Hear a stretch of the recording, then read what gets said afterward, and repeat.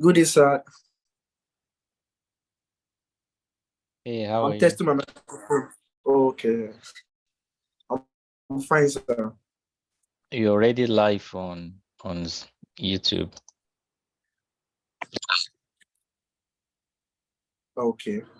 Please let me know when to start. Okay, we'll start in 2 minutes.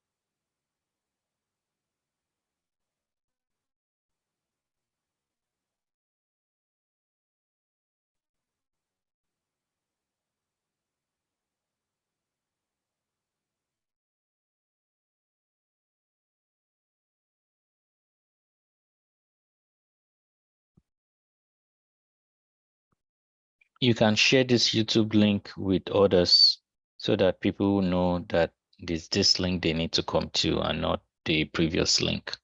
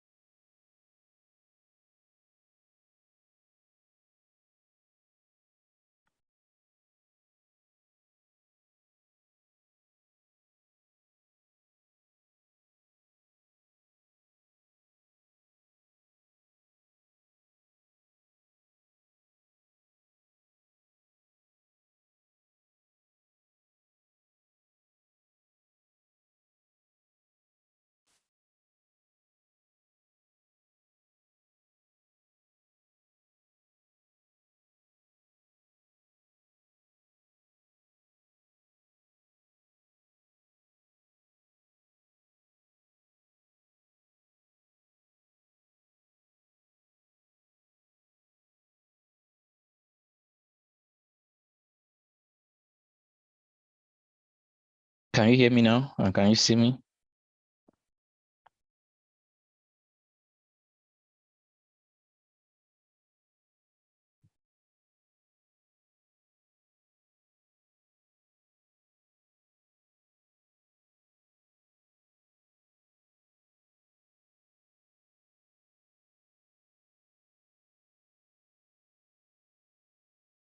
Adiola, can you hear me and can you see me?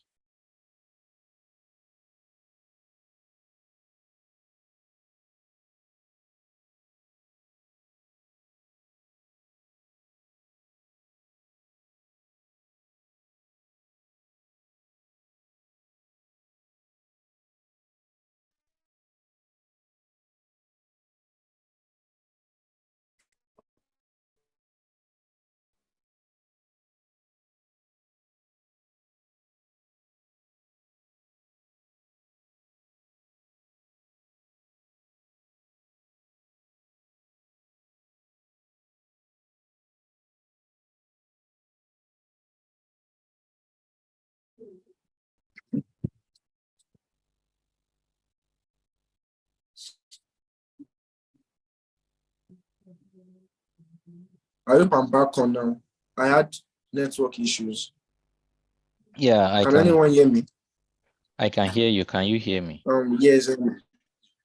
Okay. Yes. Yeah, please kick us off. My apologies for. Okay. So first off, I want to welcome everyone to the day 2 of the webinar, how to secure postgraduate scholarships in other countries. So today I want to Sorry, appreciate Adiola. Megata's honor scholarship for being around today for the webinar too. We are grateful for organizing this program for us. And today we'll be having a recap of, yes, hello? Yes, I can. Yeah, you are breaking up. Oh, we had a heavy downpour this afternoon, so the service is not today. Okay, so if you don't mind, But can you hear me now? yeah, maybe I can take the introduction. That way people can hear, because you're breaking up. Okay, all right. That will be fine by me. Okay, thank you.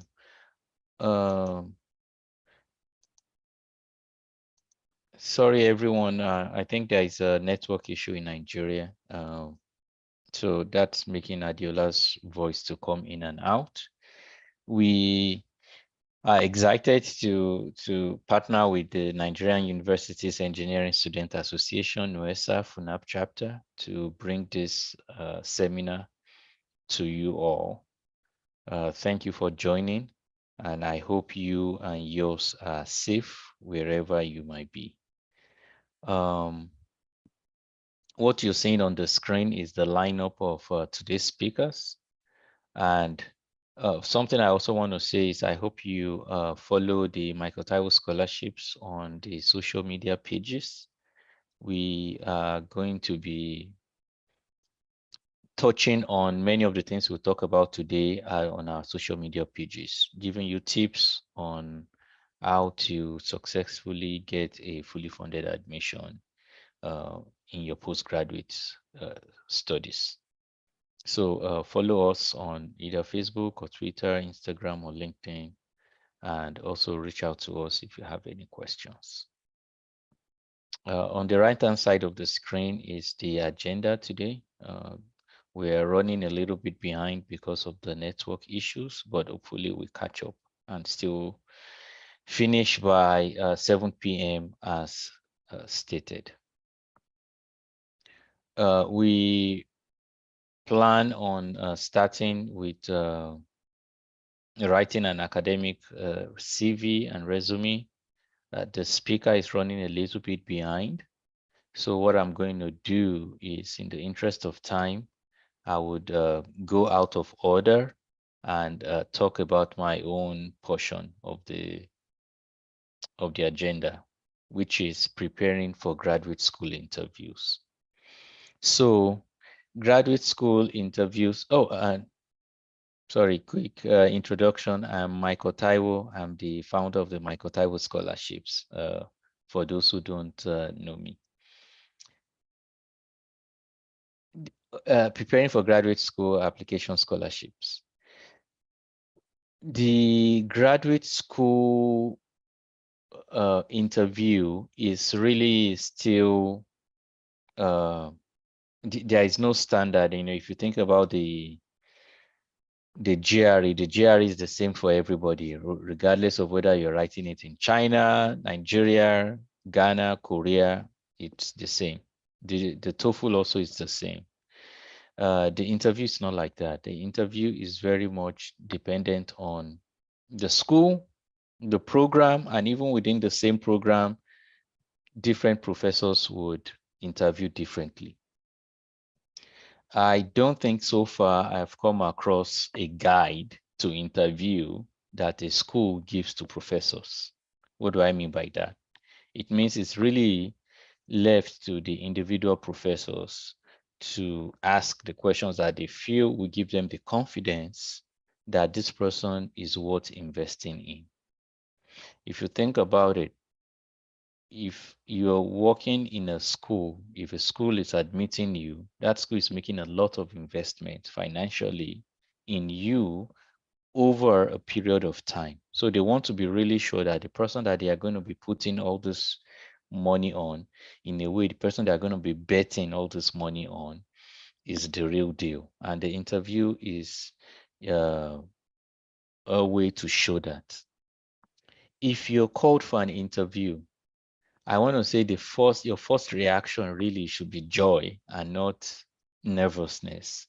And the reason is because for you to have been called for an interview, that it means that they've looked at your profile, they like what they see, and they just want to make sure that they're making the right decision at the end of the day.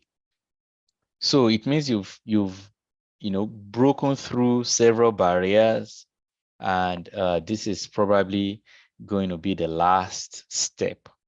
So in a way, you should congratulate yourself, because not everybody that applies to that program, I can assure you, will be called for an interview. So the fact that you're called for an interview already shows things are moving in the right direction.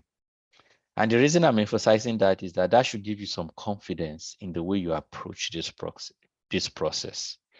If your profile is not good, if they think you're not a good fit for the school, if they think you're not going to survive in the school, they are not going to even bother at all to call you for an interview, because these people are very busy and their schedule usually fills up quite fast.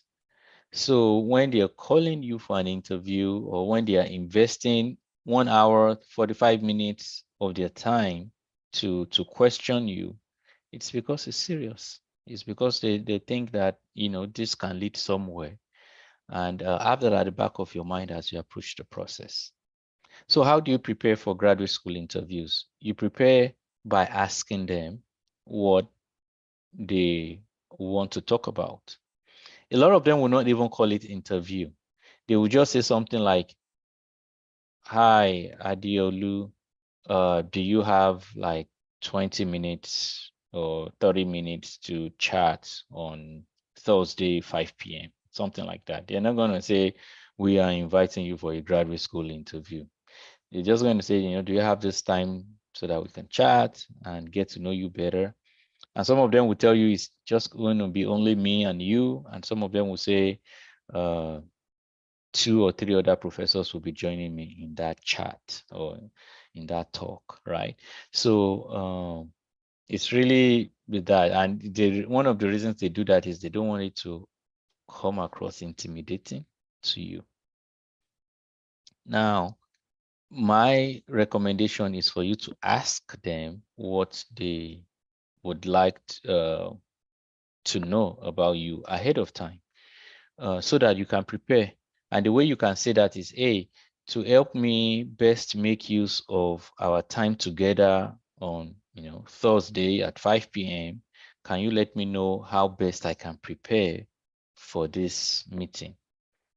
And they might say things like, oh, no, you don't need to prepare, just come and talk. Or I've seen where sometimes ahead of that talk, a professor might give you 2 or 3 of their papers, and they will ask you to summarize it and come and present your summary. Or they can send you a link to their research group, and they'll say, go on our research page and understand what we're currently working on and come and speak to why you think you're going to fit into that research group. So some will be really that direct, and some would give you some tips and say things along the lines of your undergraduate thesis. If you did a project, what we call a project in your undergraduate, some will go and say, okay, if you have done an undergraduate project, what we're going to be talking to you about is for you to come and speak regarding the project. So if you did an undergraduate project on, distillation columns, for instance, they want you to come and talk about distillation columns. And some interviews don't even have much technical content, if any at all. They really just want to get to know you. And the reason is because many times the interview is a way for them to test your English language, to test how well you can hear and how well you can speak. So the interview is really, you could say it's actually your TOEFL or your IELTS exam in that way, because they see results, your results. They even they might see your TOEFL score, but until they really talk to you and hear from you, they really don't have a good feel for how well you cope in their lab or how well you cope in their research group. I would say, like all interviews, some basic rules of interviews apply. Be well rested for the interview. Again, like I said, you shouldn't be nervous. The fact that they're calling you for an interview is a really good sign, really, really good sign. So that should give you confidence. So don't be nervous. Do your best to be in a place where the internet is strong. The last thing you want is for the interview for you to be saying, hello, hello, hello, can you hear me? Hello, can you hear me? It's not good. So I would say if you have to travel to a place where you know the internet is strong, there is not going to be any, can you hear me? Hello, static and all of that. All that detracts from the experience, and it can actually negatively affect the result of the interview. Because if at the end of the day they can't hear you, if at the end of the day they can't see you, how can they make a big financial investment decision on you? If you think about how much the schools are paying between your tuition and your stipend over several years, we're talking about hundreds of thousands of US dollars. That's a lot of money. So if they can't hear you, if they can't see you, why should they make that big financial commitment? So whatever you can do to be in a place where there is adequate lighting, you want them to be able to see your face very well. You want them to be able to hear you very well. So go to a place with adequate lighting. Go to a place with adequate internet signal, so that all that is going to be uninterrupted. And then, I mean, I'm talking about lighting because assume this is going to be a video call. Okay, this is an interview. Again, they're trying to know you.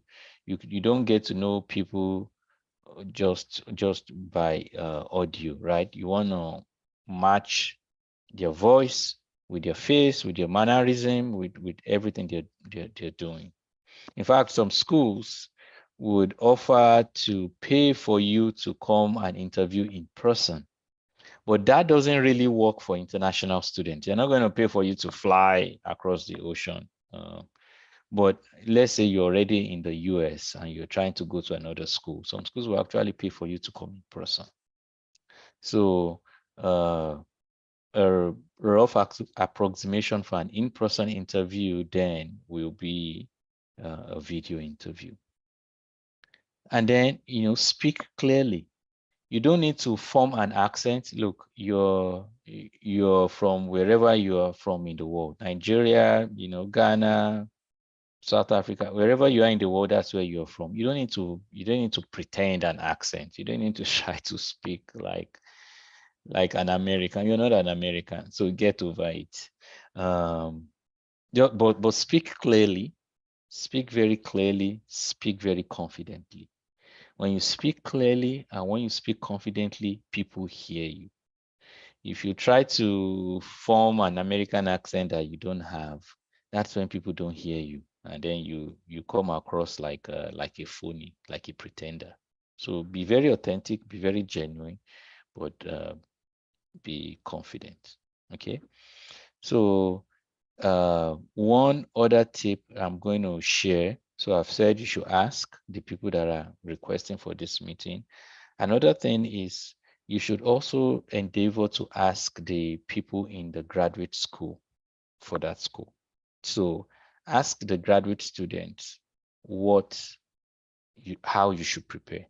So if you have any, try and find, 2 or 3 graduate students in that program and ask them and say, hey, uh, introduce yourself. My name is Michael Taiwo. I'm applying to your program. Specifically, I'm applying to these professors. I see that you are a student currently under the professor. Is there something that I need to know that will help me during this interview? And people are usually very willing to help. So apart from asking the professors, ask the graduate students how you should prepare. And those ones are usually also much more transparent, much more open about what you should expect. And then, if they ask you to do something, do it. You only need one admission. So if you're called for an interview, you really want to stop everything else and focus on that interview. The last tip I'm going to share is mock interviews. When you're called for an interview, I strongly advise you to schedule a mock interview with somebody and let that person just, ask you random questions, not random questions, questions that are likely reasonable questions that the professors are likely to ask you, and try to answer. And then you can either record the interview and watch yourself. A lot of times, if you want to be a better speaker, just record yourself and watch yourself. And then you'll be able to improve on your speaking. But even if you don't watch yourself, you can ask your interviewer, your mock interviewer, to give you feedback. And that will make you a better interviewee. So those are the tips that I'm going to share on how to prepare for graduate school interview. Number one, ask the people scheduling you, ask the graduate student, and perform a mock interview.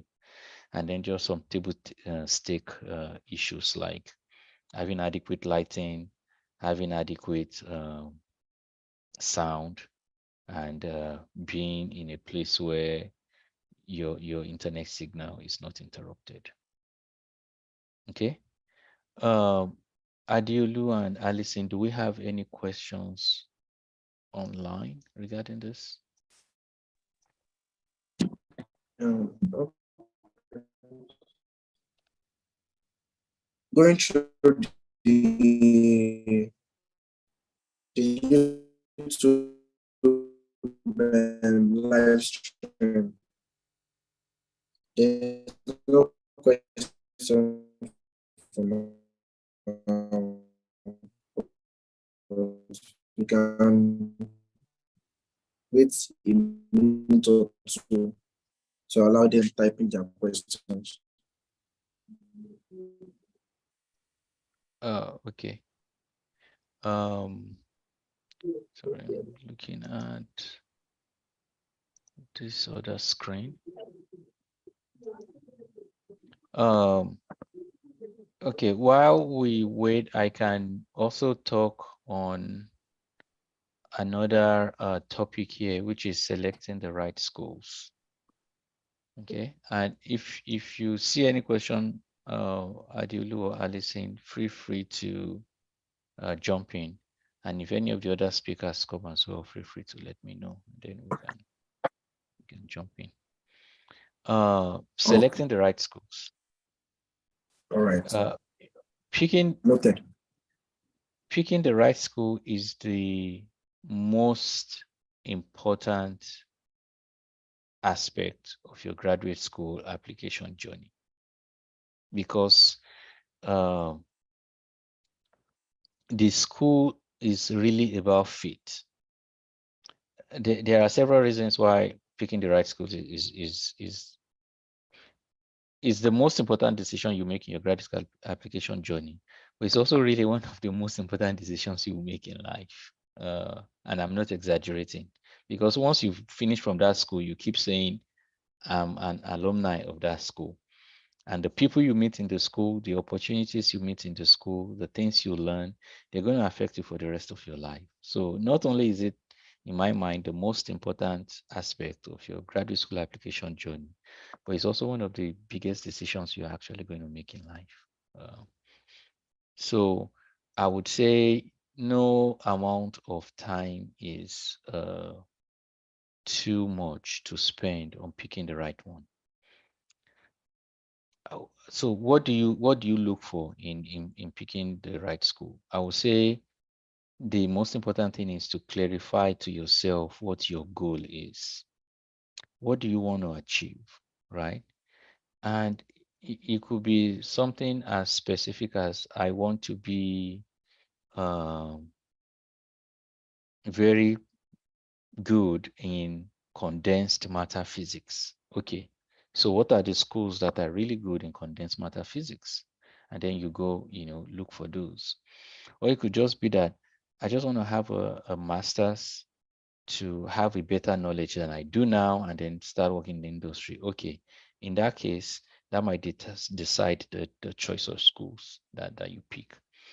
But you have to clarify to yourself what your goal is, and then go after, the schools that's going to meet those goals. And the good thing is there are plenty of schools. When people just tell me the same 2, 3 schools, Harvard, MIT, whatever, it tells me that they have really not done their research. Because there are, just in the US alone, there are 6,000 universities and colleges. 6,000. So there are so many schools, and any of these schools, as long as they are an accredited school, and almost all of them are, any of these schools, they are far better than the schools that you're coming from, far better than the schools that you're used to. Any of them. You'll be shocked at the facilities that you are going to meet in any of the schools: the library, the internet, the faculty, which we call the professors, the professors, the quality of the students, the quality of the environment. All of that is going to really blow your mind away for any of the schools. Because I think a lot of times people say, oh, I'm going for all the top schools, because they think it's only the top schools that can give them the kind of education that they need. No, it's not true. So when you are selecting schools, just have a bag. Maybe the top ones, yes, but also the ones that you know that you have a good chance of getting into, or also the ones that really, if you have a clear goal, the ones that you think are best positioned to get you to your goal. And then once you select those schools, try to ask if they have funding. There is no use picking a school and that school says, unfortunately, we don't have funding. I want to believe that, the reason you are listening to this webinar is because you want a fully funded admission. You don't want to pay, because why should you? These schools have so much money and they are willing to give deserving students. So, why not take advantage of it? So I would say that you should look for the right schools, and once you find a suite of them, apply. But before you apply, ask if they have funding, and if they do have funding, then you go for them. It still doesn't mean that you're going to, nothing that we're going to say today guarantees that you're going to have admission, because there is some randomness involved in the admission process. But with each step that you do well, you increase your chances.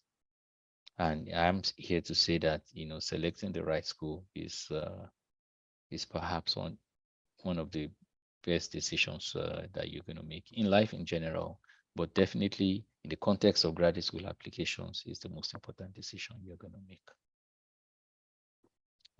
I'm going to pause there and again ask if there are any questions coming from online.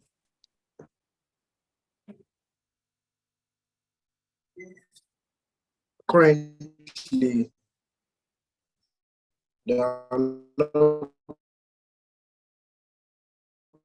questions on the YouTube live chat. Okay. Hello, doctor. Can you hear me? Yes, I can hear you. Oh, So, you're Why clear. going through Yeah. the chat? Currently, there are no questions on the live chat. all right, Adiolo, thank you very much. Doctor, I have one question. The question says, does one need any work experience to apply for postgraduate studies? Do you need work experience to apply for postgraduate studies? No, you don't. A work experience might help you if the work experience is very relevant to where you're going for your graduate studies. So let me add some color to that question. The short answer is no, you don't need work experience. But if, say, you want to go for your postgraduate studies in oncology, right? So study of cancer, and after school, you've actually worked in let's say after school, you've worked in a place where they do cancer research. Absolutely, that is something you want to put on your resume, and that is something you want to let the admission committee know, to say, not only did I study chemistry in school or pharmacy in school, or not only did I do this in school, but I've actually also worked in a oncology research institute. So so even while you don't need graduate, while you don't need work experience to apply, if your work experience is quite relevant to what you want to do, it's something you want to highlight. And I see here that Matthew has joined us. Matthew, can you hear me? Yes. Okay. Good afternoon. Good afternoon. So if you want to share your screen, I've enabled the other speakers to be able to share their screen. And in the interest of time also, I have talked about selecting the right schools. Okay. So I think what you should speak on now is just getting the recommendation letters. All right. Okay. So I'll go ahead and share my screen.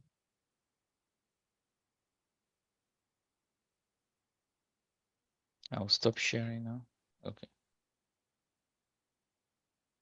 Can you see my screen? Yes. Okay. All right. So initially I prepared to talk about how to select the right schools, but just move on to getting recommendation letters. Okay. Yeah, and one thing I want to say too is one of the questions people kept asking yesterday is, can we share the presentation? The slides. Yeah. Oh, yeah. Okay. So I should be able to put in a link into the for the slides. okay. So if you can get that too. Exactly. Okay. Yeah. So very briefly, I'll be talking about getting recommendation letters. Right. So one thing you might be wondering is why is this important, right? So you already submitted your SOPs, your CV, your GRE score is great, but they're still asking for recommendation letter. So the thing is, everything you've submitted so far is from you. It's about you. Your CV, you wrote it, you mentioned your work experience and everything, right? I mean, they believe you, but they just want to see external confirmation for these things. So that is why they would like to hear from some people that could attest for your skills that you mentioned in these documents that you've submitted. And this carries a lot of weight also in the application process. So they ask for the recommendation letter to seek external view of you, right? So how do you get them, and who are the people that can write recommendation letters for you? So initially, when I was applying to schools, I had this notion that only professors can submit letters for me. That I have just 2 professors in my department, and I was worried how will I get more. So this is not entirely true. Any lecturer that has taught you, maybe any course you've taken, the lecturer that taught you can write letters for you. And even lecturers that you work with, maybe in a project or maybe in a lab or something like that, they could write recommendation letters for you. Right? And even outside academics, any professional in your field, maybe when you were doing your industrial training or you were volunteering at a place or like whatever you worked that is related to the course of study you're applying to, they could also write these letters for you. So you could liaise with your professors in school and also with the people you've worked with outside of academics, and those people can attest to your skills and recommend you for admission. So what are the things that you should look out for, or what are the things that you have at the back of your mind when you are asking for a recommendation letter? So first of all, let's say you are still in your undergrad, like you're still studying. One thing I should emphasize is that you should make sure you are keeping a close relationship with your professors or whoever you're working with or whoever is teaching you. Be proactive. Let them see that okay, you are very active and you're inquisitive. That will create a kind of good relationship with you, and later on you could ask them for a recommendation letter, right? And even outside that, wherever you're working in your industrial training, try to leave a good impression so that you could come back and ask for a letter. Right? So one tip I also give, let's say you started applying and you want to ask for a recommendation letter from any professor or whoever you're asking. One thing is you should show proactiveness too. So let's say you want to ask a professor, like your advisor, to write you a letter. Try to offer like a personal draft of your own, just so that you could edit or just look through and see if that fits into what they actually want to write for you. So that shows proactiveness, also reduces workload on your end. Yeah. And make sure you don't ask, let's say you send them a request for a letter for an application that is due maybe the next week. you should plan ahead. You send reminders before the admission deadline or the deadline for submitting a letter, right? And if everything goes well after a letter, you send them a thank you note just to show that you appreciate them, so that, I mean, in case you need more letters or for any other thing, it's always a good thing to show appreciation after something is done, right? So those steps you could follow in asking for a recommendation letter. And one other thing is to, when you want to get a recommendation letter, you should have let's say you need 3 recommendation letters for an admission. Ideally, you should focus on having like 4 to 5 people that could write a recommendation letter for you, so that you don't overburden just 3 people sending letters for all of your applications. Right. So I think if you put in those steps, I think you should be okay in terms of recommendation letter. Yeah. So if there's any question on that, I'll be happy to.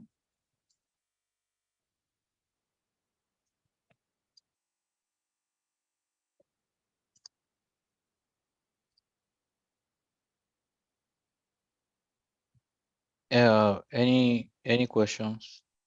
Do you have an example of a recommendation letter? Oh yeah, I do, but I did not include that in my slide. Okay, so just let me see if I could give a brief through of what recommendation letters should look like, even though I don't have a sample here right now. But typically, for admission committees that ask for 3 recommendation letters, right? So ideally, I'll be shooting for 1 letter to talk about your academic proficiency, and this can be done in different ways. So let's say you have to submit 3 letters. 1 letter can be focused on your academic proficiency in terms of your involvements, your let's say your GPA, how you've been a good student, and something like that. And another letter can focus more on research. Each letter should cover everything, but one will have a focus on something. So I divided into 3. One focuses on academic proficiency. The second one focuses on research, and another one focusing on your involvement, like your volunteering, like your leadership activities and things like that. So each letter should be specific to you and should give examples of this shows that the professor actually knows you personally, and it's not just a generic letter that could be applicable to any student. So 1 letter should be focused on your academic proficiency, how you've been a good student, and cite good examples to illustrate those points. And another letter will show, typically from your advisor, a letter to show your research proficiency, the type of research you carry out, even though it's not in details, but it's enough to show that this person actually worked with you and is knowing what he's saying about you. And 1 other letter to show your involvement, like volunteering, leadership, and extracurricular activities, right? So I believe if those are written in that way, being specific, that will show that the recommender actually knows you and it's not just submitting a generic letter. So while I'm sharing my slides, I also add a few examples of recommendation letters that you guys can follow on and use as a template and have in mind before asking a recommender for letters. Okay, and thank you very much, Matthew. So we have one question from YouTube. So Felicia is asking that, is it advisable to use AI such as ChatGPT to assist you in writing your SOP? Okay. Regarding that, I would say there is no way an AI will write. I mean, basically, what do we mean by SOP? I believe statement of purpose should be something that is personal to you, right? It's a story about yourself, and I don't think an AI could write that kind of story for you. Although you can use AI to to maybe brushing up your sentence structure and some other things, but getting the content from an AI would not be advisable because that wouldn't actually tell your story. In the SOP, you have to tell your story. Let's say you have a problem statement that you're trying to solve, why it is important to you, and your experiences so far over the course of the time before you reach this stage where you want to apply. I believe those things are actually personal things, and originality is quite important in the admission committee's mind when they're reading these things. And I'm not sure if AI could give that. So my answer would be not really. You shouldn't really focus on AI to get you content. Okay, thank you very much for that insightful answer. Also, Nasaya is asking, I'm not sure of his or agenda, but they are asking that, is the recommender's status or position in the academic system very important? Okay. So regarding that, it is quite important, right? But this is what I would say about that. If there is a very high-ranking professor in your department that writes a recommendation letter for you, and it's just generic, maybe just, oh, he's a good boy, blah, blah, blah, and there's nothing really connecting you to that person, even though the person is high-ranking, that recommendation letter doesn't hold weight as much as maybe a junior lecturer in that department writing detailed examples and showing you guys working together and giving writing detailed things. The other one, the letter holds more weight than that, in my opinion. So you should think about not just the ranking or the position of the lecturer writing the letter, but the content. But with that being said, a senior, a higher ranked lecturer writing a good recommendation letter will be better than a lower ranking lecturer writing the same kind of recommendation letter that shows connection. Yeah, so the ranking matters, but the quality also matters. All right, thank you very much. The next question has to do with GRE, and we are yet to take that session. So I'll just hold on to that question and while we continue.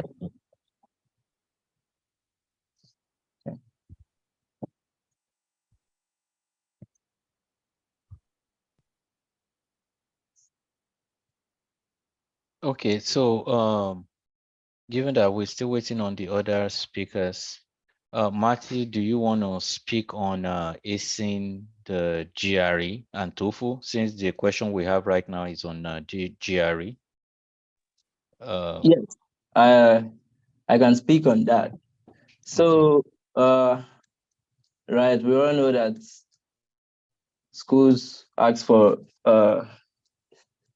GRE and TOEFL nowadays just to cement their decision to see whether we are fit for graduate school, right? So how do we actually prepare for these exams?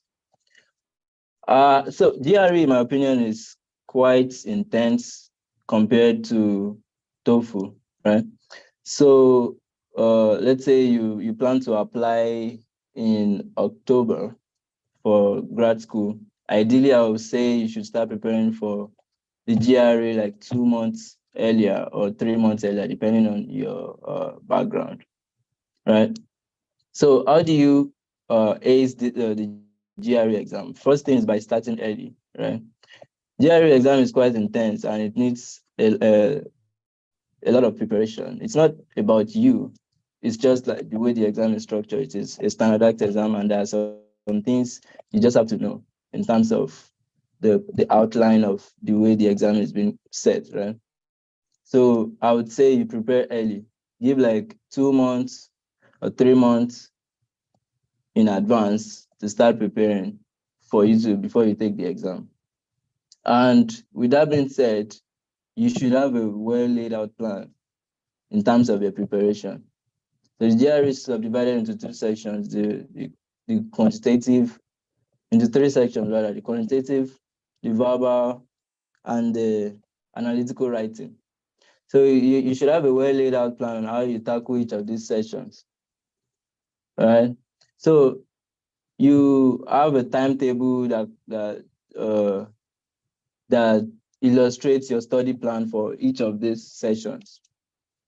So what I did then is, after I had a plan, we have like a community where I joined. Then it's like a WhatsApp group with similar people that are preparing for these exams. We have that WhatsApp group where we share questions, we share materials about some topics, and we do some practice tests together. So I also encourage that to look for a community that doing the same thing, preparing for GRE, and join them, right? And also focus on the right materials is also important, because there are a lot of materials out there on GRE which are not quite the way the exam is structured. Some are necessarily more difficult than the way the exam is, and some are very easy. So the right materials, you start with the official guide of the exam. On the ETS website, there is an official guide for each section. And this official guide is directly from them, telling you the sessions you need to cover and giving some example problems and things you should focus on. So you start with the official materials, and then you go into other recommended materials. So I could also share some materials that are useful for me when I was preparing for the exam. So plan early. Let me just reiterate my points. You plan early, right? You have a well laid out plan. You have a community that you work with, because sometimes it might be discouraging just doing this alone, not like getting stuck on some questions. You are not seeing any improvement, especially on the verbal section. And it might get discouraging. So if you have a community where you work with, or people you share ideas together on these exams, it will be quite helpful. And then you study the right materials, right? And then the last thing I would say about the exam is you take a practice test. That can never be overemphasized. The reason why practice tests are important is because they kind of simulate how the exam will be for you. And it's not just about solving the questions during the practice test, it's about also noticing your endurance and seeing how quickly you get tired, right? So the exam, when I took it, was like 4 hours long exam. I think they reduced it to like 2 hours now. Within that 4 hours, when I first started taking the practice test, I get tired quickly, and I mean, sometimes I even get hungry in the middle of the exam and some stuff like that. So you should take practice tests to see these things. And practice tests also help you to monitor your progress, right? So before you start preparing for the exams, you might want to take a practice test, and I call that diagnostic practice test. There are practice tests on the ETS website, right? So you take the diagnosis practice even before starting to prepare at all, and you see what you got. And then you start to prepare. And then after like maybe some weeks or a month, you feel like you've learned something. You take a practice test again to see, oh, is there a difference between when I first started and now? And if you notice that there are differences, okay, where are the lapses? And then you focus on them. Why not lose guarding on the previous ones you aced, right? So you take practice tests to monitor your progress, and you take a lot of them just so you get used to the exam. And on the exam day, you won't actually feel like it's like an exam anymore, because this is something you'll be doing over and over, right? So I feel like that is also important.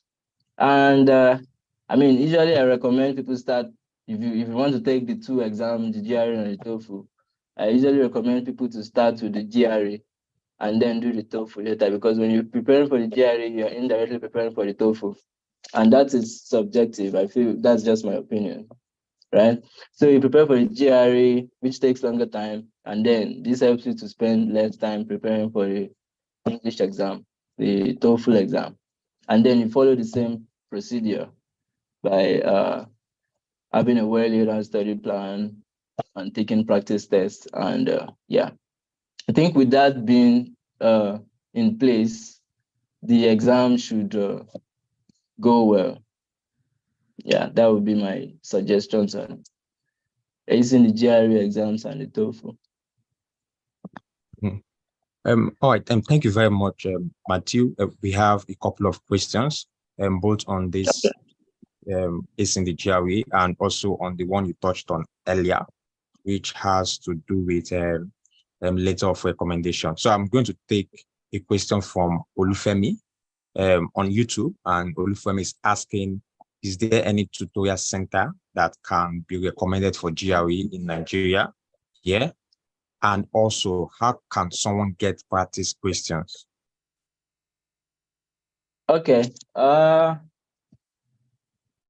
the tutorial center, I mean, there will be some out there, but I'm not really sure about that. I don't know if there's a tutorial center, and it also depends on where you are, like your location. But I am not entirely sure about physical tutorial center.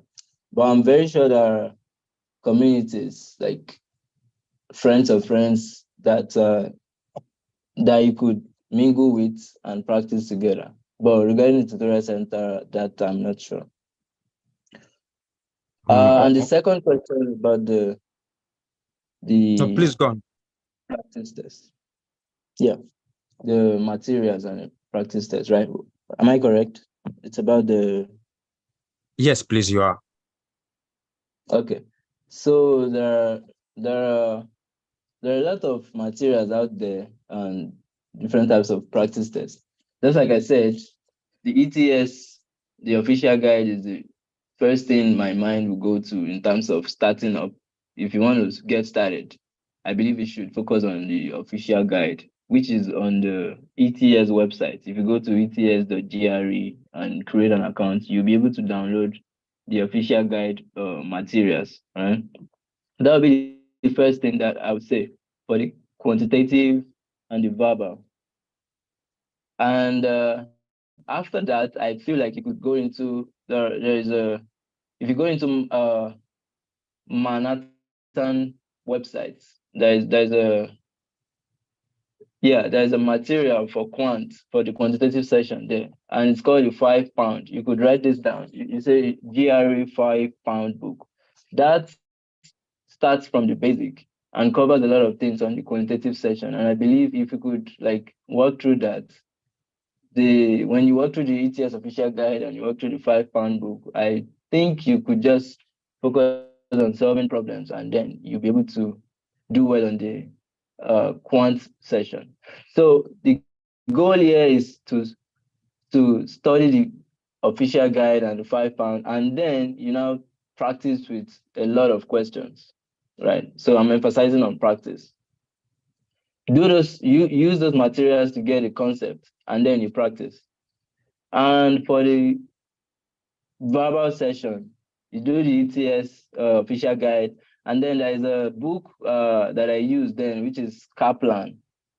I think, yeah, if you just type that on Google, you should be able to see something to download, the Kaplan GRE verbal, right? So that's one of them, and the rest, I think I just use some videos to cement my knowledge, and then I did a lot of practice on the concepts I learned from those materials. So I emphasize more on practice. You get the concepts, and then you practice. You solve problems, you do exercises, and you do a lot of practice tests. So that would be my recommendation. All right. Thank you very much, Matthew. We have other questions around letter of recommendation. So Paul is asking that can you request for a recommendation letter from a lecturer that is not in your faculty, but you have worked under in a business setting? I would also in follow up to that question, Oni is asking that how long do you think a recommendation letter should do? I think he's trying to say how long do you think a recommendation letter should be, and what can be done when the recommender does not really have a letterhead. Also, Felicia is asking another question. She's saying that she wants to know if any other lecturer aside your supervisor will be best to write a recommendation letter. And just to take the last question, Isaiah is asking that, what if I have only 3 professors that can write detailed letter of recommendation for me, but I have up to 8 schools I want to apply to? I think the question is, do you think that those 3 lecturers are enough, or you should look for additional lecturers? Okay, so let me start from the first one, right? So you worked with a professor or a lecturer in another department. Could you ask them for a recommendation letter? Yes. And then let me qualify the yes. So let's say you did a project let's say I'm in physics, right? And I did a project with a lecturer in maybe mechanical engineering, right? And then I am applying to postgraduate school in maybe mechanical engineering or something that somewhat relates to what I did with the professor in mechanical engineering. Then I could ask him for a recommendation letter. And again, just like I said, recommendation letters can be in different ways. One can talk about your academics, one can talk about your research, one can talk about your involvement, your volunteering or your leadership or something like that. So depending on the scenario, I would say yes, a lecturer in a different department can write a recommendation letter for you. So let's say I worked on a project with the lecturer in mechanical engineering, and I was like the head of the group, and I showed the leadership initiative during that group. The professor could talk about all of these things. It doesn't have to be in terms of academics, because the professor doesn't really have an idea of how your grades look like or how you're doing in your own personal classes. But yes, a professor in a different department could write a letter for you in the right situations. All right. So I think the second question talks about if a detailed letter from a lower rank lecturer is okay. Is that what the question says, or is it asking if you could ask for multiple recommendation letters from the same lecturers? Okay, so let me address.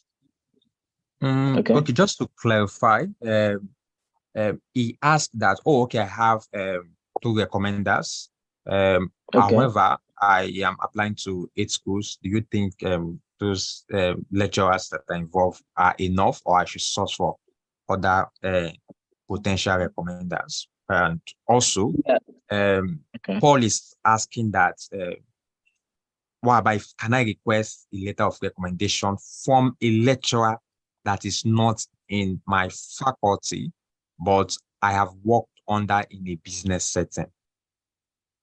Okay. Yes, you could request for a letter in that situation. I think that's what I just reiterated. Yes, you could request for a letter, but the details has to be in line with whatever it is you are trying to apply for your admission. So if you're applying for a master's in physics, and the recommendation letter is just talking about your business proficiency, that is kind of like not focused on what you want the what you want the admission committee to see in your application. So you want to make sure that it is in line with what you're applying for, and I will emphasize on that.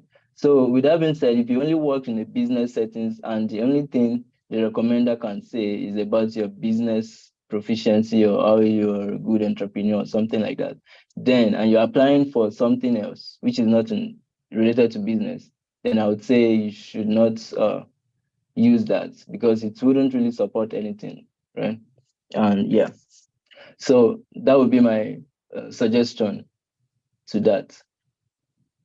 And if you have just, for the person that asked, if you have just 2 lecturers, or is it 3 lecturers, and you want to apply for like 8 schools, so you could try and source out for more recommenders. And one thing why I think why I think this would be useful is that, just in case for some reason they couldn't, like they're busy or something like that, which they are.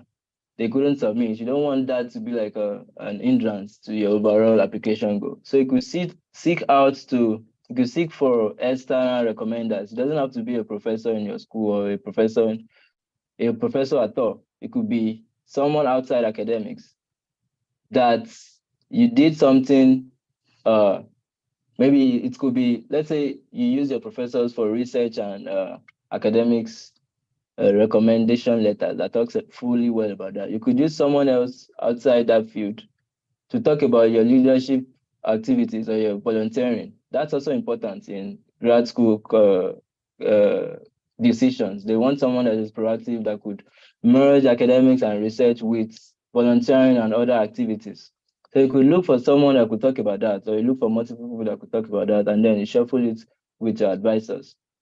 I feel that would be my advice on that. You should try a way to get something else outside of academics, or someone else from a different school.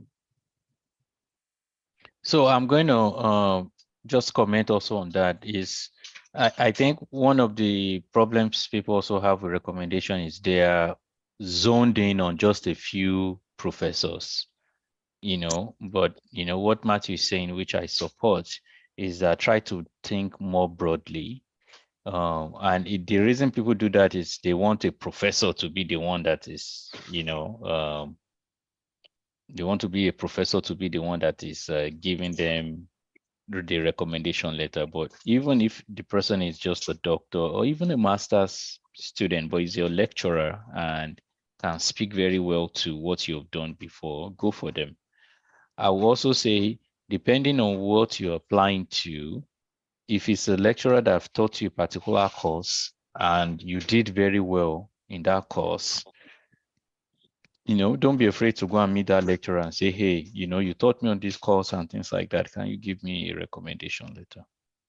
But good questions. What we're going to do is, if we don't get all the questions before our time is up today, we will collate all the questions, provide answers for them, and send them to everyone.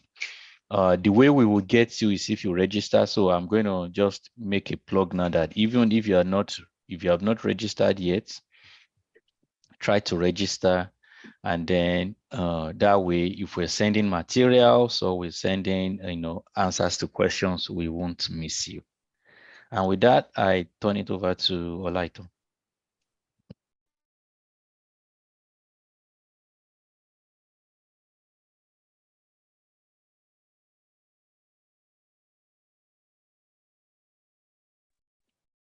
Olaito, I think you're on mute. I was on mute. Yes. Hi everyone.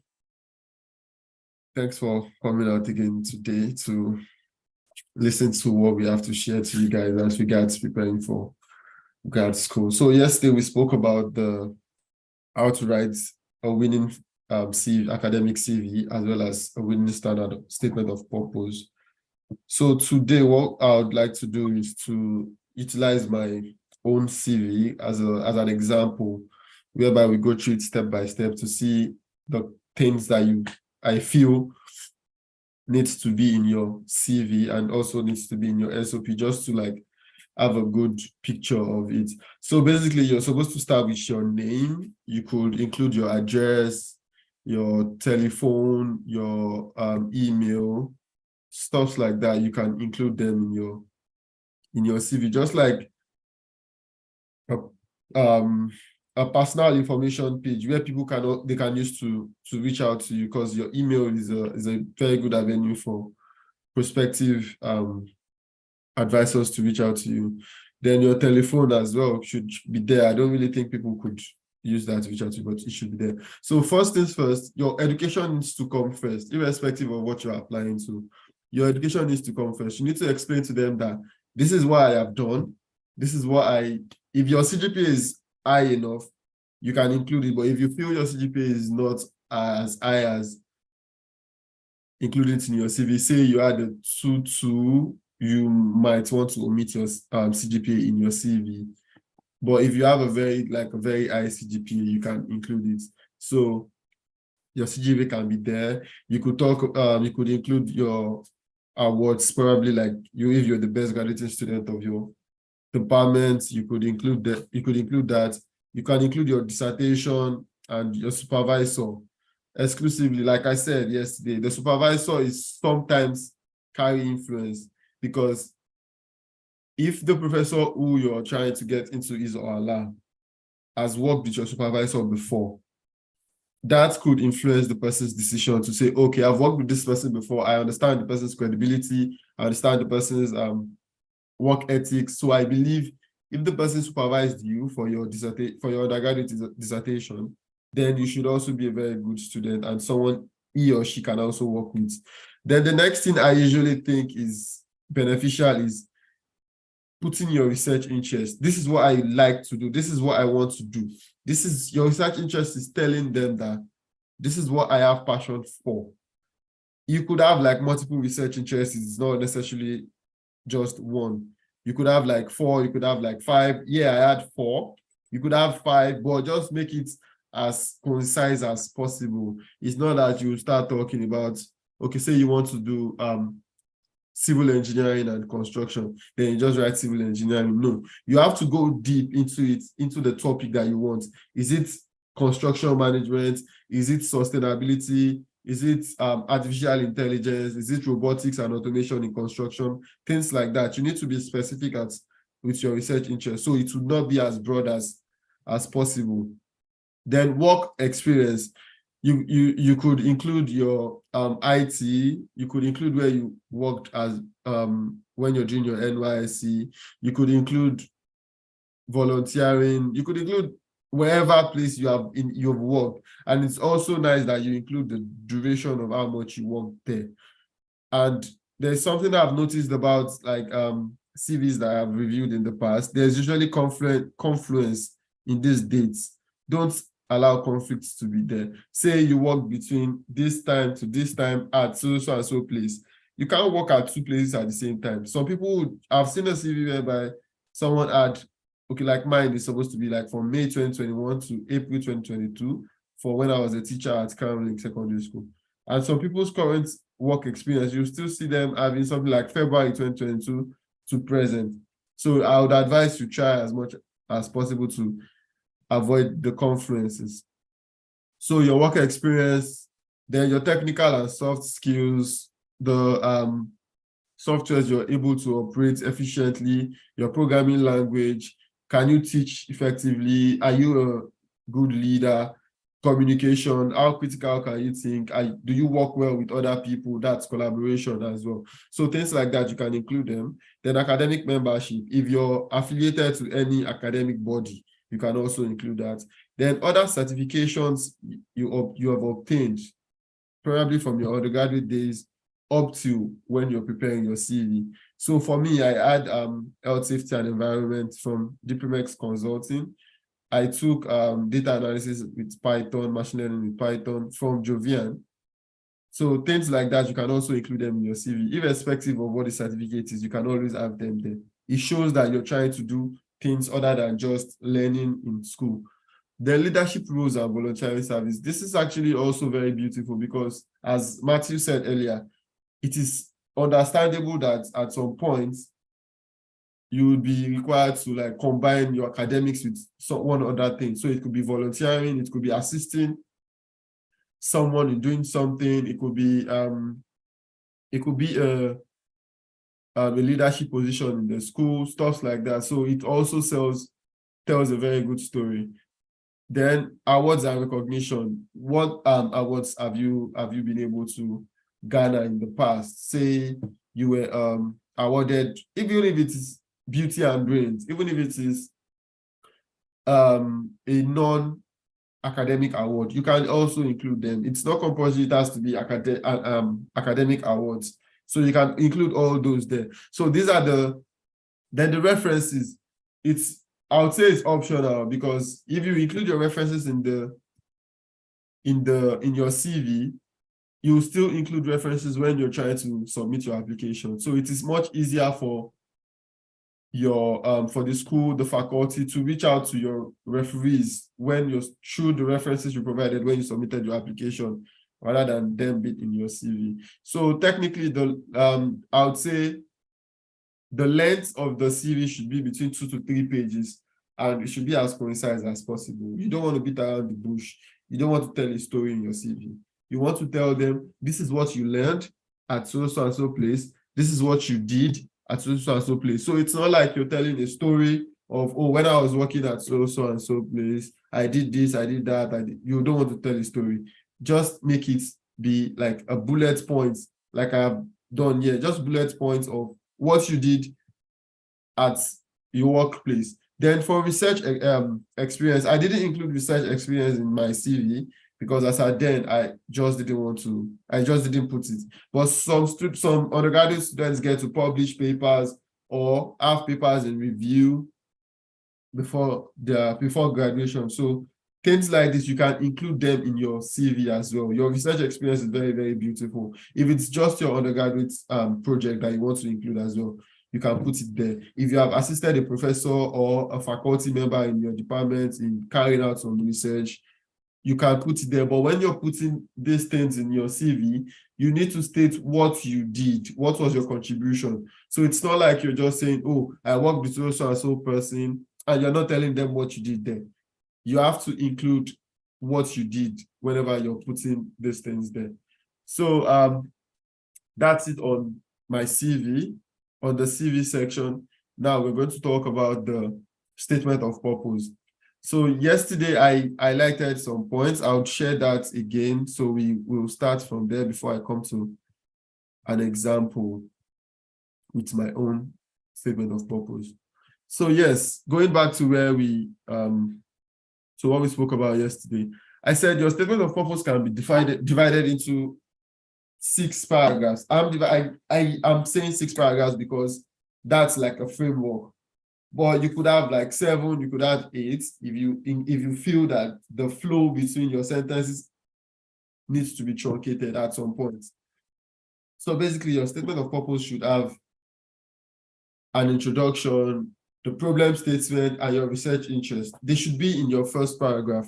That is the point where you're trying to tell this person that, oh, this is the problem that I feel is currently occurring, and I am trying to apply to this position, to this school, so I'm going to tackle this problem. So you have a problem statement and you're trying to solve that problem. So that's what you say in the introduction, in your first paragraph, because whoever is reading your SOP wants to see that, okay, what is this person trying to say? What is this essay? Because the statement of purpose is basically an essay where you sell yourself. So what is this person trying to say? Then your second paragraph should be a summary of your knowledge that you've gained in the past. Say your undergraduate studies, the courses you learned that aligns with the program you're applying for, your industrial training,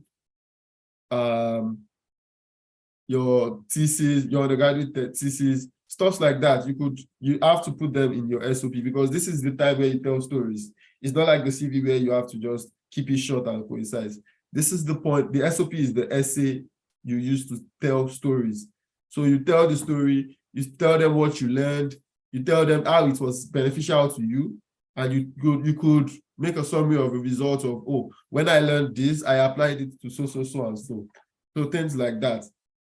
Then paragraphs 3 and 4, they are usually the major portion of the SOP because that is where you talk about your work and your research experience. And you try as much as possible to align it with the program you're applying for. Say you worked at company ABC, you're going to tell them when you worked at the company, what did you learn at the company? What did you apply your learning to? Okay, was it that you learned how to set out a building? Did you learn how to plan a sustainability city? Did you learn how to eradicate pollution? Things like that. What did you learn? What did you do during these experiences? This is where you tell the story rather than just being bullet points in your CV. And most of the time, it would be beneficial to have these experiences aligned with your research interests. Say you're trying to apply to a program that's where you are going to be working on sustainability of environmental sustainability. So you should, your work and your research experience should be towards, say, you volunteered in cleanups of marketplaces, you assisted in doing something, you did like a research on maybe water, sanitation, stuff like that. You can also include those things in your SOP. Then the fifth paragraph, usually I like it to be a point whereby you try to polish the school, the program you're applying to, the school you're applying to. Why did you select this school? Because there's a plethora of schools, but why is this school in particular your choice? You need to tell them that, okay, this is what you've seen this school offer, this is what you've seen this school provide to people, and you want to benefit from that. So that is the reason why you're applying to the school. Then in this same paragraph, it is highly beneficial that you align, you refer to a faculty member with aligning research interest. So you have, you're trying to work on climate action, climate change. You're trying to say, oh, rather than using just cement for construction of buildings, we can also include this, we can also include that. You need to attach these things to a professor who is currently working on such things. It's not like maybe you're applying to structural engineering, then you decide to refer to a professor that is working on environmental engineering or physical hydrology. It has to be with a professor that is working in line with what you're trying to apply to. Then the last paragraph should be like a conclusion, like a summary of all what you're saying. Okay, if you give me the opportunity, this is what I'm going to do, things like that. So now let's go to the example of the SOP I used when I was applying towards grad school. So yeah, the first thing I did was I made a statement about a problem. So the problem is the demand, there's growing demand for infrastructural development. And this is what developed my interest in civil engineering. Then I made, this is a national problem statement. Then I took the problem statement globally, saying that with populations rising worldwide, there's going to be a need to continue constructing buildings. Yeah. So this increasing demand for infrastructure has detrimental effects on the environment. Say cement is a large contributor to climate change. Maybe we need to reduce the amount of cement we use to cater for several other materials that could play the role of cement in concrete, things like that. So I was saying that, okay, therefore there's a requirement to utilize several other sustainable infrastructure materials and to include robotics and automation in construction, which attempts to accelerate the construction process and reduce the effects of the construction industry on the environment. I am providing, with this statement, I am providing a possible solution. That is what I feel could be a solution. So I am now trying to achieve this solution by applying to this program.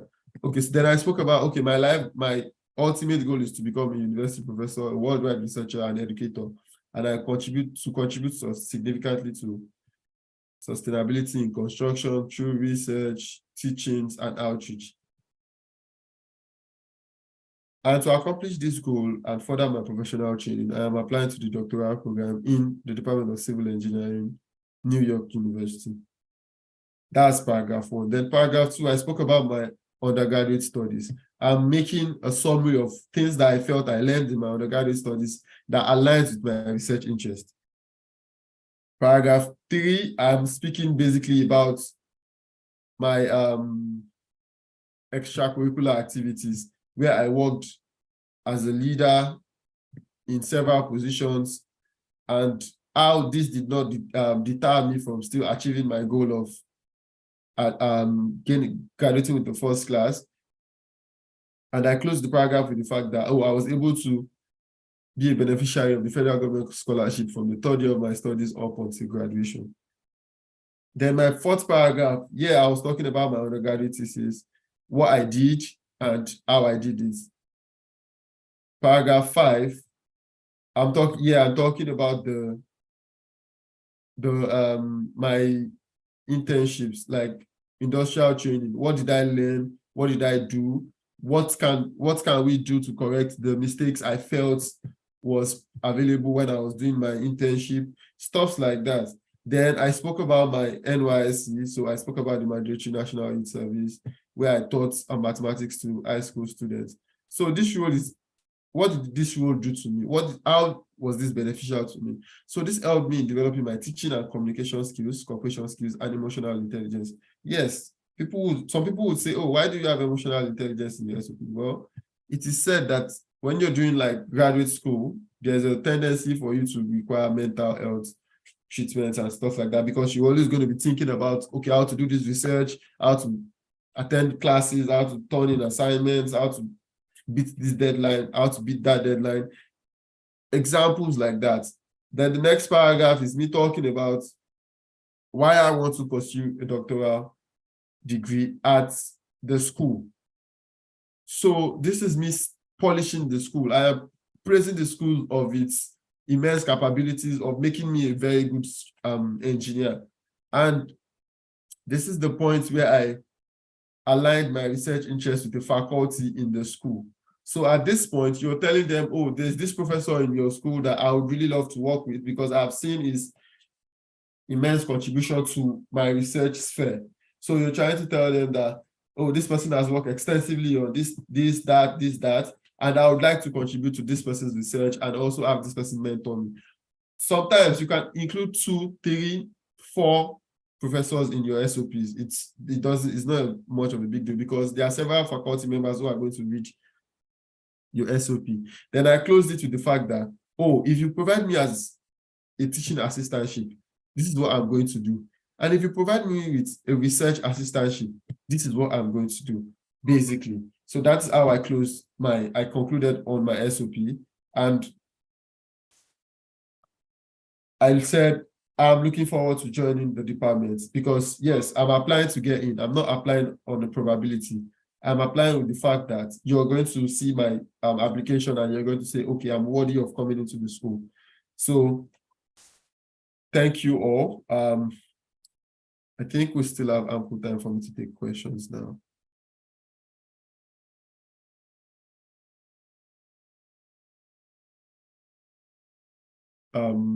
Moderator Allison.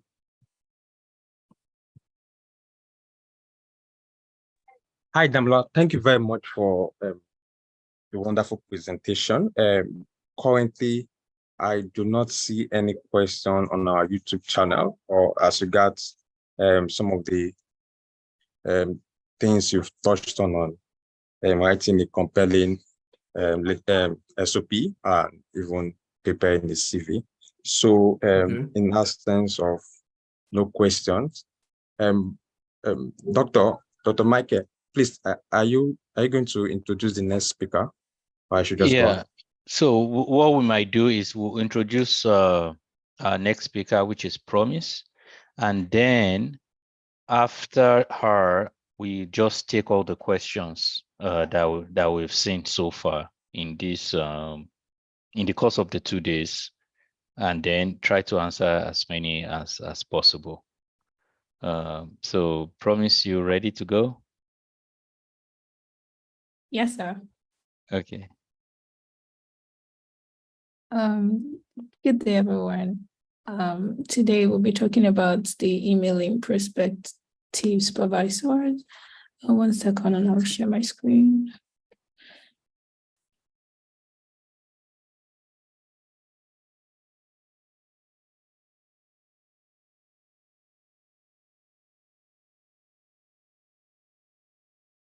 Okay, so I'd like to thank PMT Scholarship for the opportunity to do this, and I'm happy to be here today.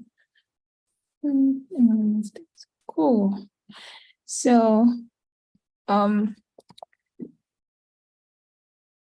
just be walking through a simple agenda of like things I thought are important in general, like when talking about emailing prospective supervisors. So I'll start by talking about why we should send an email, and then, when to send this email, and just the general structure about an email. And then I'll talk about like following up with a professor after they do not respond to your email, and then how to reply to both a positive and negative response. So why should you send an email in the first place? So the first reason is to sell yourself, and just like getting in touch with a prospective supervisor, because some supervisors might be looking for students like to recruit for the next application season, or some might have just like won a grant and are looking for people that are interested in their research area to like work with them on that project that they've gotten a grant for. So if you do this, you make yourself like you make yourself known to that professor if they're in that state. And then, just to inquire whether there's a space in a research group or lab, and if funding is available. So those are the reasons you want to like send an email in the first place. And then when you want to send this email? So the first would be after you've identified research interest. So if you're planning to apply this year, say for the fall season, then you've picked a research interest. Like I gave an example yesterday about this to say like every like department has like smaller research interests within them. So for example, if you're in computer science, then one area is like computer networking, systems kind of work, security. And one other area would be like programming languages and machine learning theory, just theory in general. And then some other area would be like machine learning. Now, mind you, within all these areas, there's still like further division. For example, like if you're into machine learning and you're interested in let's say a particular application, you can break that down to like maybe there's computer vision, robotics, natural language processing. So in general, like you're not just like to be fixed to one particular thing, like just have a like, should I say a set of things you're interested in. And then like once you've identified this interest, you can email professors in that particular area. So another thing is don't just like use one email for everybody. Like, yes, you're probably going to have a template, but then you have to adjust your specific areas of your email, like to really align with what the professor you're talking to is working on. So you must have identified a research interest or like a range of interest. And then you also have like gone through the personal website or research page of the professor of interest. So why is this even important in the first place? Is because you want to know what that person is working on, right? So you can use Google Scholar. Google Scholar, I like it because it can actually like show you like you can find what the professor is working on Google Scholar. So you would find like the recent topics, the recent papers published by that professor and what they've even done in the past, so that you can kind of like see what their research is. And if you go to their personal website, which like every professor like I know has at least a personal website, you see like what has happened in the lab, and you might even get information about like what other people in the lab are working on. So you can get like a general like feel of what the lab is really interested in. So you would see like maybe some professors will put like, oh, this master student is working on this PhD student is interested in this. So you can just say, okay, these are even other students in the lab that are like interested in also this thing I'm interested in. You get, so it's important so that you can have a rich context in your email.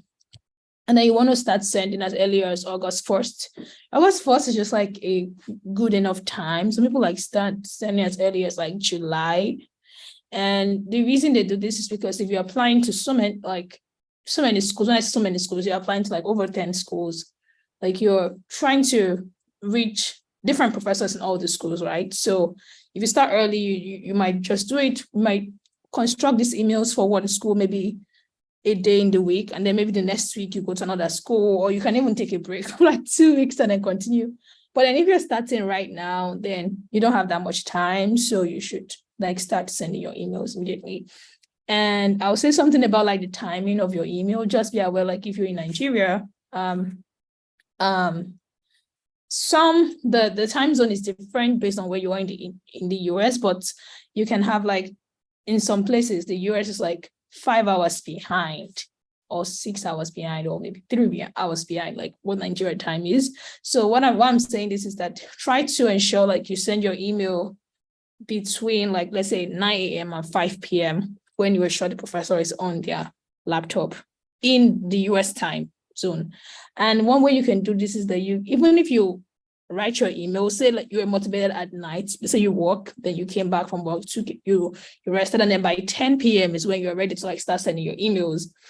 Of course, you will not like hit the send button at that time. There is something called like scheduling on Gmail. If you use Gmail, you should be able to schedule your email to be delivered the next day, even though you worked on it that night. You get to.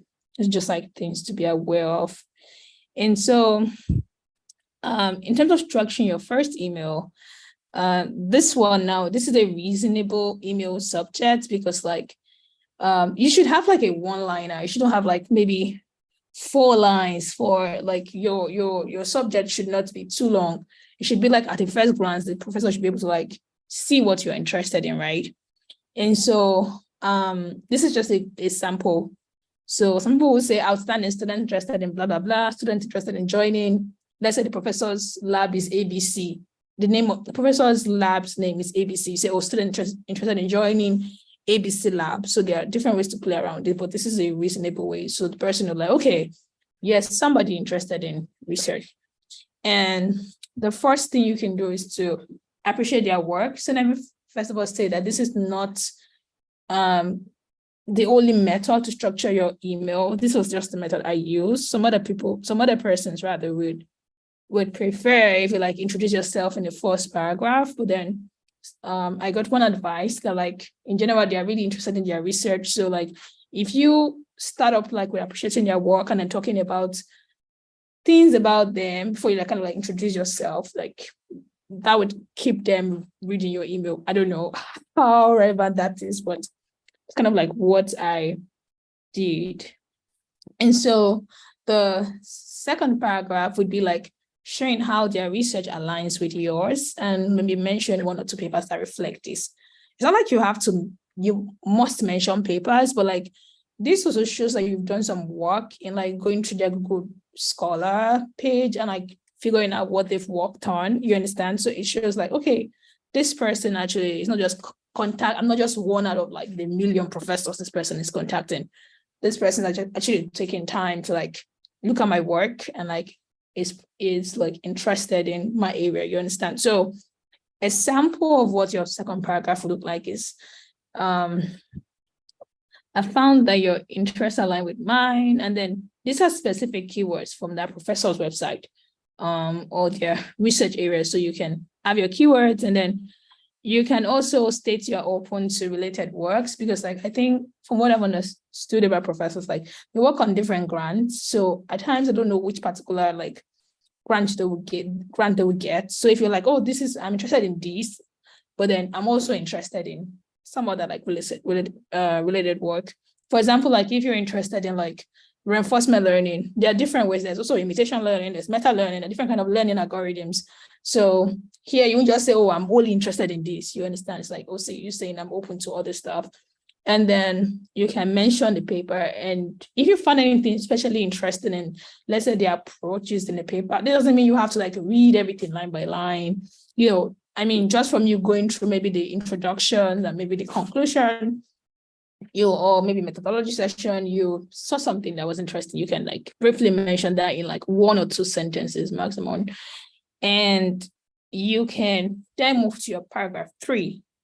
So here is where you can do your introduction and like mention a word. If you were the best graduate student of your department, you can mention that.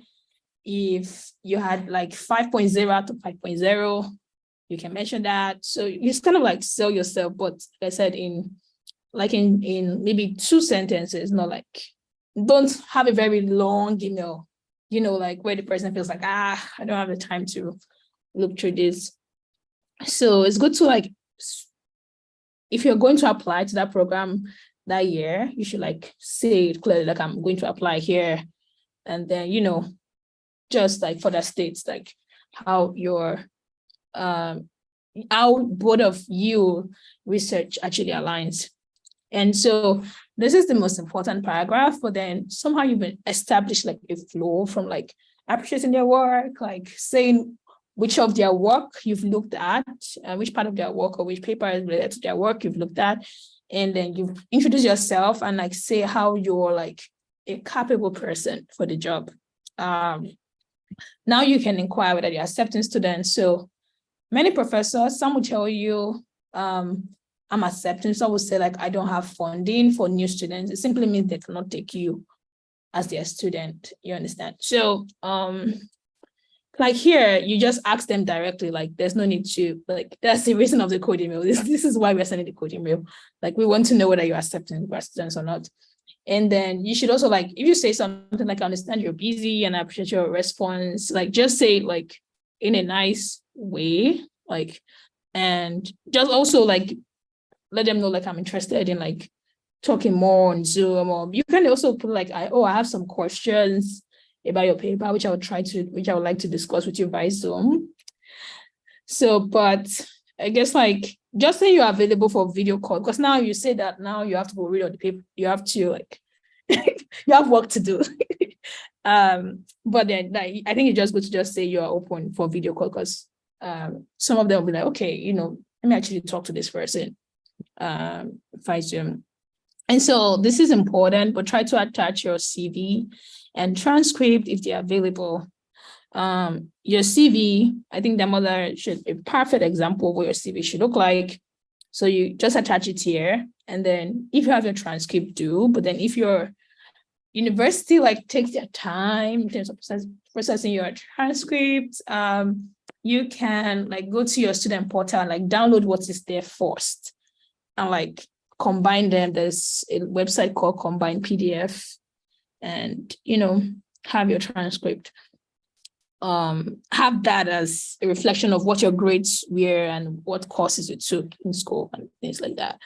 So yeah, so just some final comments. It's okay if you don't receive a response from a professor the first time. What you should do is that you should give them some time, maybe like a month. And then, for example, if you send an email by the end of September and they don't respond, you can send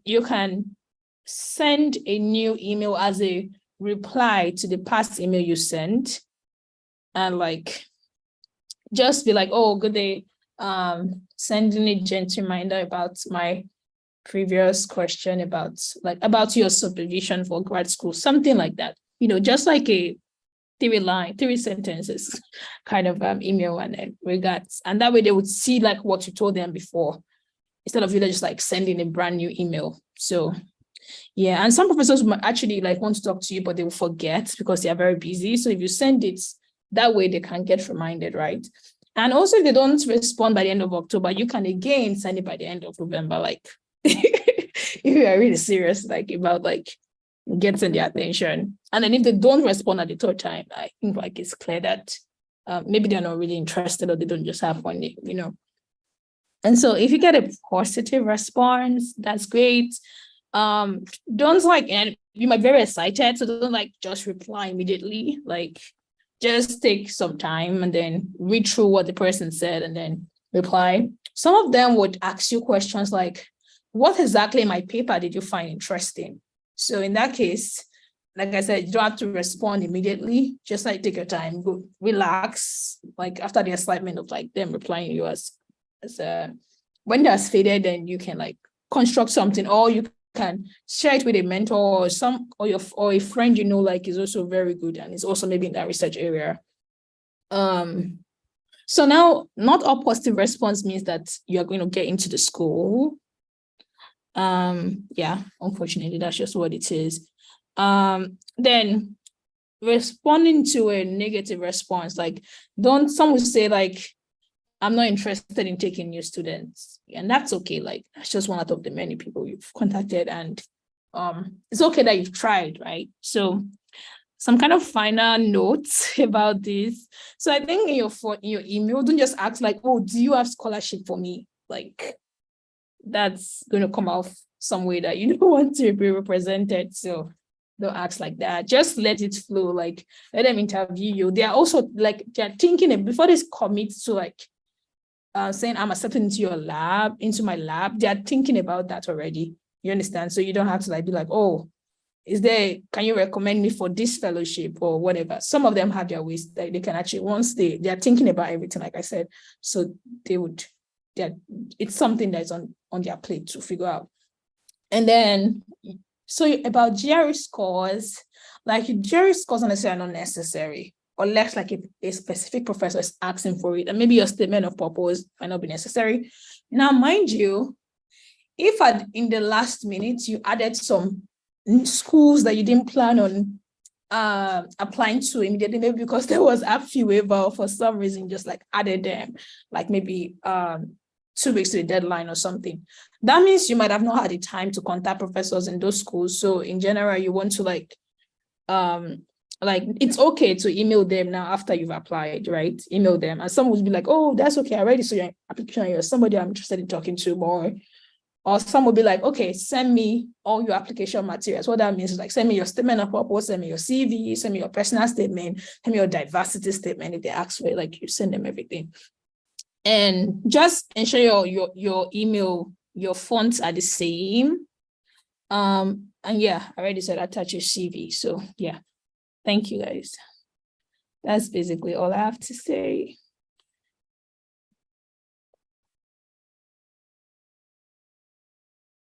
Promise, I think that was fantastic.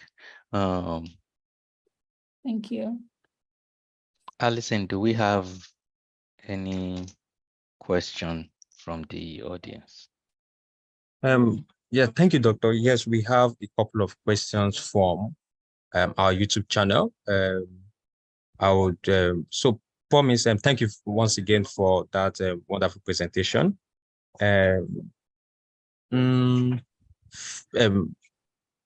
Olufemi is asking that whether September is too late to send emails.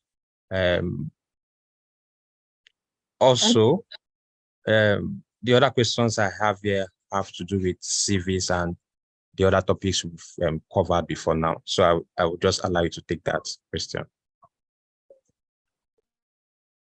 Okay, great. Thank you. So September is not too late. Okay, so September is not too late. That one, definitely. You should have people might have started early, but like just focus on your own journey, right? Because like focus on, now you have this information, right? So work with this information. Don't spend time thinking of, oh, what could I have done before now? If I started in June, maybe I would have sent 100 emails by now. Just start from where you are, right?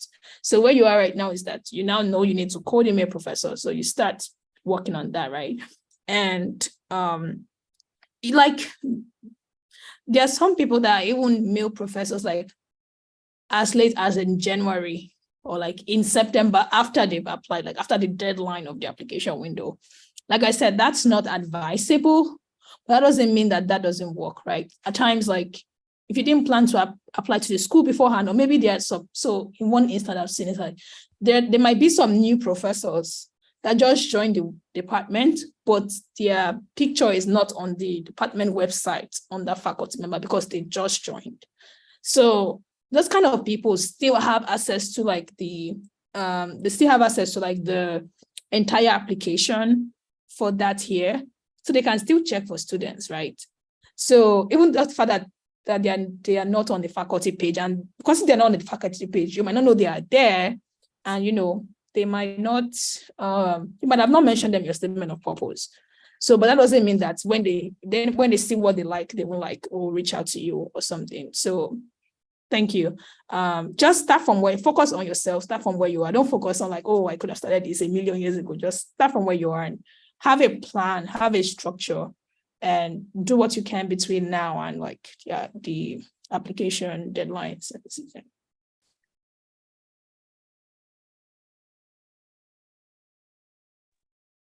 Thank you, Promise, for that insightful answer to the question. Doctor, please, can we go on with the other questions, or? Yes, because I think after this, we just we have the closing remarks. Okay. All right, thank you. So Felicia is asking, if you have a Wells evaluation of your transcript, will it be appropriate to add the CGPA from Wells or your original CGPA from your university? So once the idea of Wells is so that you could translate it into the language they speak here, right? So once you've done your Wells, you want to stick with what with your Wells result. Now, if there are questions or you have to clarify or things like that, you can present your original result. But I would use my Wells transcript evaluation as my transcript going for, if you have it, right? If you don't have it, then you use the original from your school. All right, thank you very much, Doctor. Sorry, and let me even add one more thing. Some schools are just requiring Wells now. They don't even want the transcript from your school. They will ask your school to send it to Wells, and Wells should do all that verification and sanitation and conversion and send it to them. Okay. So for some schools, it's actually required. All right, Doctor, and thank you for that additional comment. So this goes to Promise. Promise, Felicia is also asking that if you email a professor and you get no response after several follow-up emails, should you still include their names in your SOP?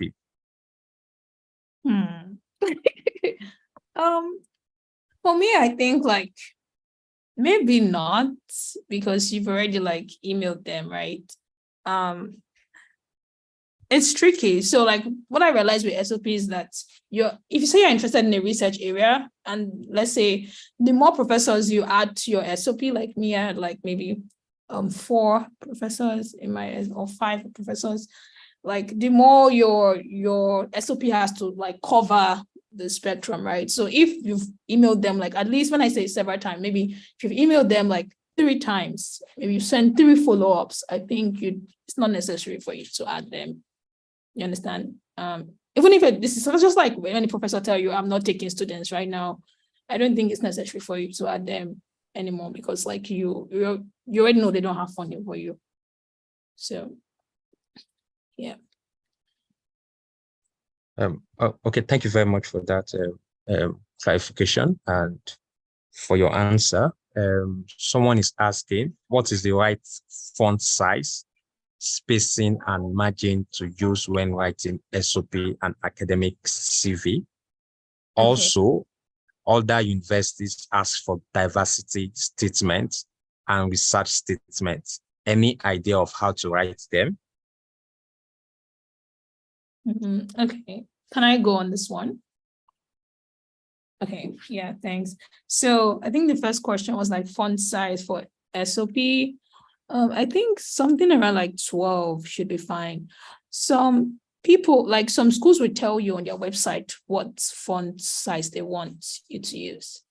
So let me have a glance at mine and see what the font size was.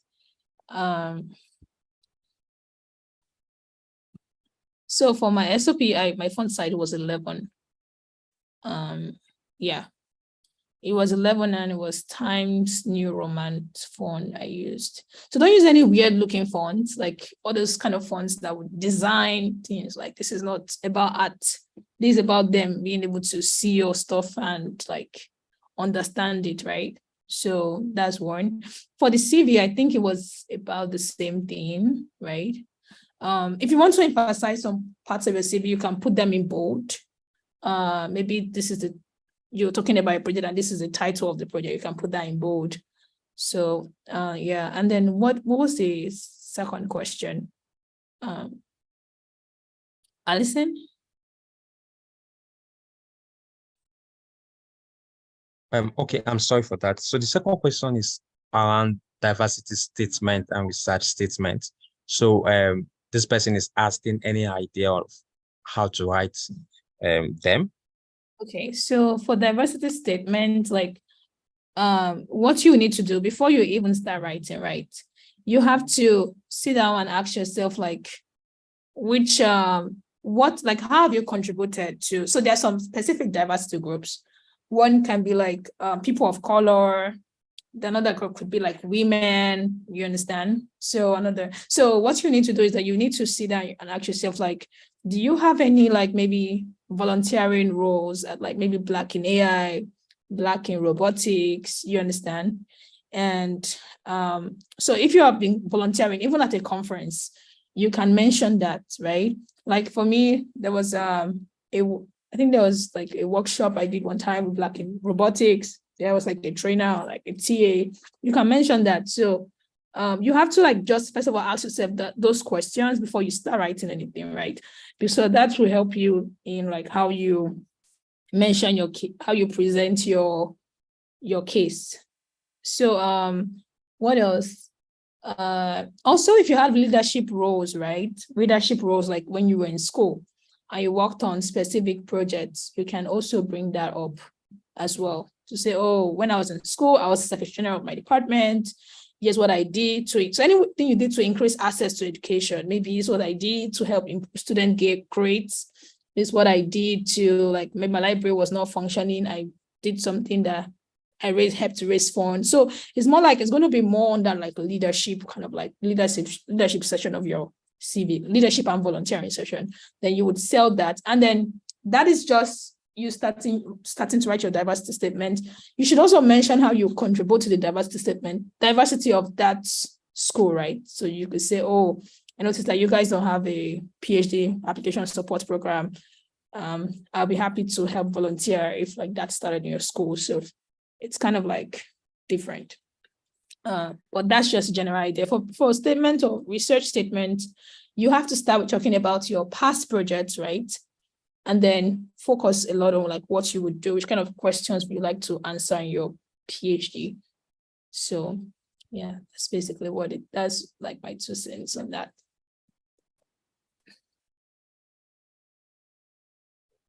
One thing, sorry, just one comment I want to emphasize in what Promise said is don't use a weird font and things like that. Use the normal, general, popular fonts. Times New Roman, you can't go wrong with Times New Roman. I think Calibri also is another one that is quite popular. Yeah, you just stick with that one. And also, one thing you can do is you can take a paper that has been published from that professor and look at the font that he used in the paper that he published. You know, if you really want to look and fit in or blend in, if that font is being used in his paper, he probably likes the font and the font size and the font type. So that's another thing you can do. But the biggest rule is just don't be weird. Don't do anything cursive, and it might look beautiful to you, but it might not look beautiful to the person reading it. So, sorry, go ahead. Listen. All right, Doctor. Thank you. So, if I hear you correctly, you're saying simple. It should be the order of the day. So, thank you very much for that. And so, the next question is from Sadiq, and Sadiq is asking, for those of us who attended a polytechnic and only have at best a PhD holder as a recommender, how should their recommender sign off? Does lecturer, Department of Polymer Engineering suffice? So the good news is really all you need to is in Nigeria that we make distinction between professor and doctor and things like that. So in that case, the person should just say doctor, whatever. So if their last name is Aremu, just say Dr. Aremu, lecturer in this department. That's it. They don't distinguish like that between doctor and professor and things like that. There is a difference, don't get me wrong, but really your name is Dr. something. So yeah, so if it's a PhD, just say doctor. If the person only has a master's, just a lecturer. But again, the key thing in recommendation is how well can this person speak to what you bring to the table? How well can this person convince the people that will be reading it that you are the real deal, right?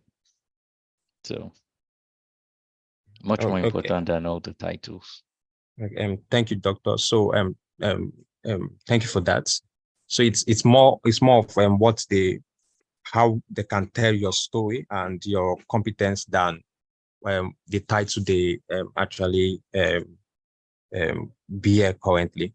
So Voda and Opayemi has almost have similar questions, so I'm going to take it together. So Voda is asking, please, how can I ask for a recommendation from a lecturer who taught me, but I don't have a close relationship with him or her? And Opayemi is also asking that for multiple applications, how can I make a referee to give me letters many times, given their busy schedule? Imagine someone that made 14 applications. That's about 42 letters.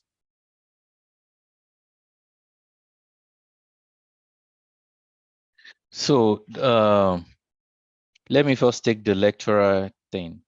Number one, you don't have to be, that close with your recommenders.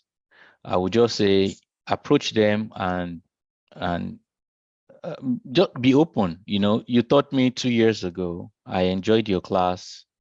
I'm sorry I've not kept in touch. I would like a recommendation letter from you because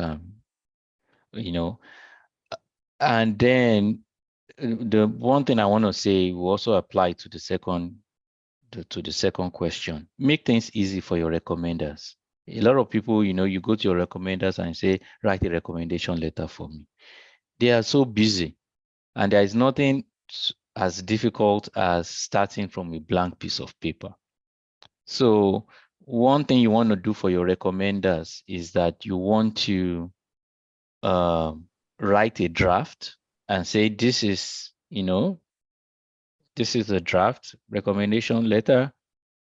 And then that would be up to them to either take the draft, edit it, and some people will just do something as simple as they will just sign it and give it back to you.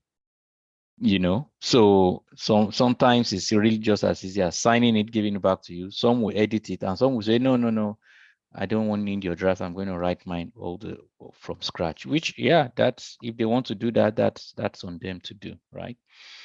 But start with a draft. Send your recommended a draft. If you do that, then it's not going to be as much of a work, even if they have to, submit it 14 times. But if you don't start with a draft and you just tell them, write me a recommendation letter, I'm not saying they're not going to do it, but it's a much difficult task for somebody just to start from a blank piece of paper, writing something for you.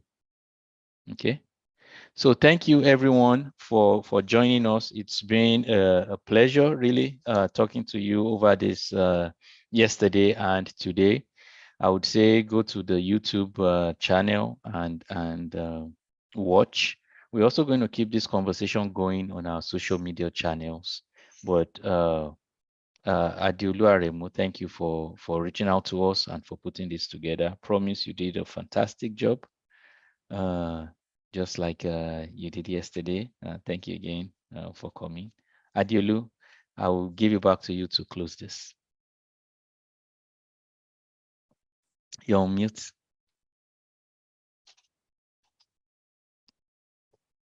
Can you unmute yourself? All right, I'm on mute now. Okay. All right. Thank you very much for organizing this and accepting to partner with us on this webinar. We are really happy, and that has been really educative and insightful. And also, I want to appreciate the audience. So I know some people will be here for both day 1 and day 2. So I want to appreciate everyone that registered and those that also attended the webinar. And I hope we've learned a lot, because a lot of knowledge has been dished out in the past 2 days, and I hope we've really learned so much. And also, I want to praise Neketaro and Anna Scholarships for assisting students with graduate school application and sponsorship too. It's really an amazing and remarkable thing to do.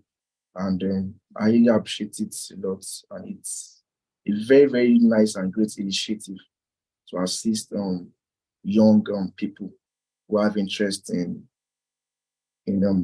forging and having their postgraduate studies abroad. Because we all know how expensive it is and how taxing it is for people who don't have such privilege. And for this, I say very, very big thank you. And I pray that MT Scholarship will continue to grow bigger and stronger. All right, so thank you very much for having us. Really appreciate it. Thank you very much, sir. All right, sir.